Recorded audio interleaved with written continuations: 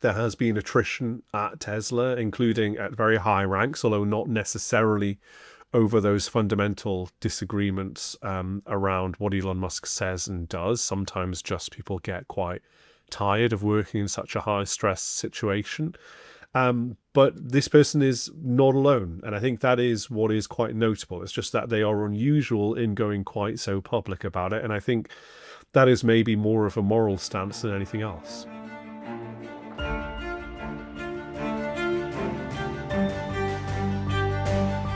Hi, I'm Maddie, Hale, and welcome to the Tech Report. Today I've got tech journalist Chris-Stokel Walker on the show again. We're going to speak about what's happening this week with Trump's visit to the UK and the fact that he's bringing a lot of tech giants and a lot of news on Elon Musk. So Chris, thank you so much for joining the Tech Report today.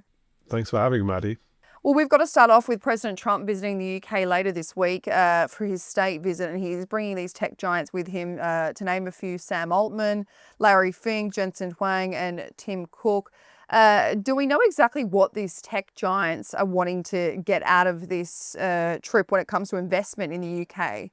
Yeah, I think it's as much what they want to put in as they want to get out, Maddie, in terms of we are expecting multi-billion-pound investments from many of these big tech companies. Now, obviously, with all of these sorts of things, whenever you have an organised visit like this, you have to look very sceptically and see whether actually much of this is a re-announcement of what has previously been agreed to investment-wise in the UK. But I think that actually we are seeing some new investment here. So Jensen Huang, Sam Altman, both obviously big beasts in the tech world. We understand that there will probably be some sort of multi-billion-dollar pound pledge here.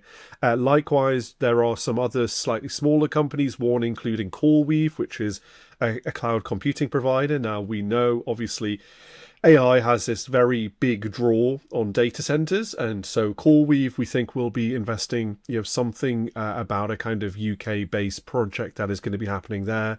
Likewise, we've also had BlackRock, the investment bank, investment company that is kind of saying they're going to unveil probably something like a £500 million investment in the data center market. So all of this is in the same sort of direction of, I think, the UK following somewhat in the footsteps of Donald Trump and his Project Stargate, which is obviously the big AI data center investment that he is making in the US. I think we have to bear in mind that Donald Trump's ego won't allow the UK to have as big an investment as the US, so this will always be somewhat smaller, but I think it's significant nonetheless. And then on the other side, we've got these US firms such as Bank of America, PayPal and Citibank, who will be committing billions of dollars, Chris, to the UK tech sector. So is this quite significant for the UK tech sector? Yeah, and these two, I think, need to be taken in conjunction with one another, Maddie. Of course, we have the big brokers in the sort of tech world that are joining Donald Trump on Air Force One and will be coming to the UK to announce their stuff. But we've already had somewhat of the red carpet rolled out a little bit in prefiguring other previous investments. So yeah, these companies, Bank of America, Citibank, PayPal, collectively investing around about £1.25 billion in UK projects. Much of that is made up by actually just one investment, which is Citibank's. They're about £1.1 billion worth of this, expanding basically in Belfast, creating around about 1,000 new jobs. The idea here, of course, is that they are trying to, I suppose, build up staffing and resilience in this country to show that these sorts of things happen. Now, the UK government is obviously presenting this as one of the benefits of Brexit that we have. Yeah, there are suggestions that is somewhat true, but also perhaps not necessarily as true as it is. What I think is most interesting out of all of those actually is the PayPal element. So, they are looking to try and improve its payment tech development here in the UK. Now, we have pretty good banking systems in the UK, actually. Unlike the US, we have the ability to make interoperable payments with different banks in a way that perhaps the US struggles with, which is why we don't have quite as strong a sort of fintech space in terms of the PayPals of this world and the Venmos. But actually, PayPal maybe here sees an opportunity to find a niche in the market, and I suppose they're going to try and pursue that. Moving on to Elon Musk and what's been happening this week, Chris, it's been revealed that he's laid off around 500 workers from his ex-AI AI company from the Grok development team, so his data innovation team. So these people were responsible for basically developing Grok chatbots. But why would Musk be laying off this many people when really Grok has become his pride and joy, Chris? Yeah, this is a really interesting one, Maddie. I think it's a bit of a refiguring of priorities here. So while the headline figure does seem alarming, around about 500 of those AI annotators, so-called tutors, being removed from their posts, that's around about a third of all of those that we believe XAI is employing to do this sort of task, which is basically just checking the outputs of the LLMs and making sure that they are factually correct, then feeding back in information to try and improve their quote-unquote knowledge. Of course, we have to point out AI is not human. It doesn't inherently know anything, but it can be trained to try and repeat things based on what it has seen before. That reinforcement learning through human feedback, RLHF, which is at the core of many of these large language models. Instead, Elon Musk isn't just getting rid of them, he is actually starting to replace them. So we're getting rid of these annotators, these tutors en masse, but instead Musk has said that he wants to replace them with fewer but more skilled subject matter experts. And I think that is designed to try and improve some of the specialist knowledge in certain areas that you can think of, perhaps mathematics, perhaps physics or elsewhere, that Grok can have. Because ultimately, really, there's enough training data out there on the internet that these LLMs just subsume through their kind of training generally, that they are able to understand some of the basics to a sort of simplistic level. It's more when you get into that high level training aspect that it becomes more vital, not least because we are starting to see these AI companies touting their models as having PhD level intelligence. Now, the reality is that's not true, but they just say that because it's a marketing material product that they want to get across. But actually, if they want to get close to that, then they do need that specialist knowledge, and that specialist knowledge will come from those really intelligent experts in those very specific domain areas. Chris, how has Grok been faring in contrast to ChatGPT? Yeah, if you look at the benchmarks, and it's always a challenge to look at these benchmarks, Maddie, because actually different benchmarks have different outputs and different measurements of what they're checking against, and in reality often they can be relatively easily gamed as well. Then Grok is sitting at the top pretty much. It has bested some of the best models. It's kind of neck and neck between it and ChatGPT's GPT-5 if you kind of look at the rankings. But in reality, I think there are some pretty significant gaps in Grok. Of course, it benefits from the training data of having X to call on, and that is, I think, useful as a sort of pulse of what people are thinking on social media. But perhaps the move here is a recognition, and actually, when you get to that specialist knowledge, when you're talking not just about the voice of the people, but the voice of the real experts, it is perhaps a little bit more on shakier ground. Speaking of Elon Musk, Chris, he was briefly dethroned in the last few days from his title as the world's richest man. It's quite an entertaining story. He was dethroned by Larry Ellison, the founder of Oracle. He saw that his company's stocks had rose 43%, leading to his personal fortune growing $90 billion in just a single day. So, Chris, can you walk me through what happened here and how unusual this is?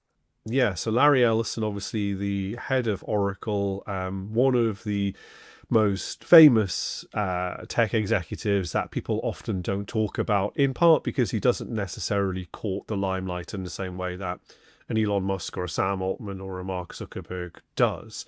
But nonetheless, Ellison is massively important, hugely relevant and very significant in the tech space. It was he who Elon Musk tried to tap up for investment into his takeover of Twitter way back when, just a few years ago.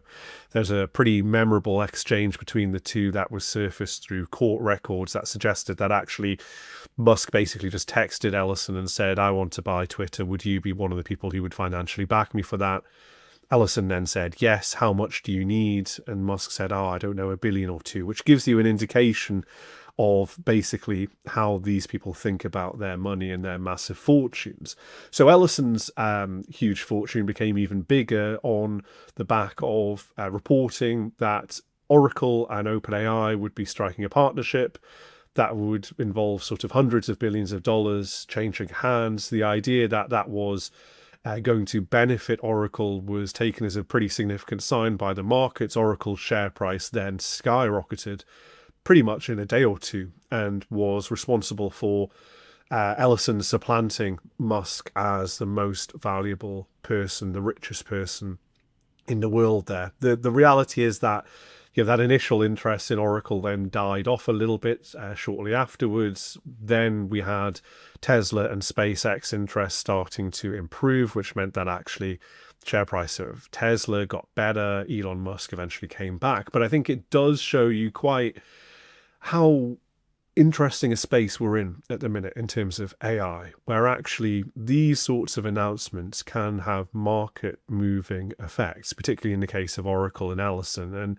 shows you just quite how much we're not decided as a market on what actually AI means for all of us. Well, in keeping with Elon Musk, Chris, a senior Tesla engineer has written a pretty scathing response on his experience working for Tesla on his LinkedIn page. He left the company after 8 years as an engineer, as I mentioned, and he wrote about his decision to leave. He said that Elon Musk has seriously compromised leadership and done huge damage to the original mission that Tesla set out to do. He said this is not just about politics, it's about lying to the public, manipulating public discourse, targeting minorities, and supporting climate change deniers and political forces aligned with the oil and gas industry. So, Chris, of course, you and I have spoken at great lengths about the pressure Elon Musk is under from his shareholders who really want him to move away from his political ambitions because of what disruption and what negative effects it does have on the business. But what's your reaction to seeing a former engineer coming out and say this? They're not alone, Maddie, is my reaction. I've spoken to people who work at Elon Musk's companies who share similar thoughts but aren't really willing to share them too publicly and instead confide very much off the record in a way that isn't necessarily reportable. The truth is that Elon Musk is always trying to push people to their maximum because that is what makes him quite so successful. That is not necessarily a bad thing. All business leaders recognize that they want to get the most out of their employees and they push as much as they can. I think that with Elon Musk, however, there is this challenge of his public face and his public actions do reflect badly sometimes on the company that he runs and therefore the employees of that company who face the challenges often in their personal lives. So, if you look at some of the protests that we've seen, for instance, at Tesla dealerships, that has an impact on Tesla employees because suddenly they start to think, well, are we the bad guys here? Are we being linked up with this person who is quite dangerous and quite harmful to civic discourse? And so it's not surprising to me that this person has left. There has been attrition at Tesla, including at very high ranks, although not necessarily over those fundamental disagreements around what Elon Musk says and does. Sometimes just people get quite tired of working in such a high stress situation.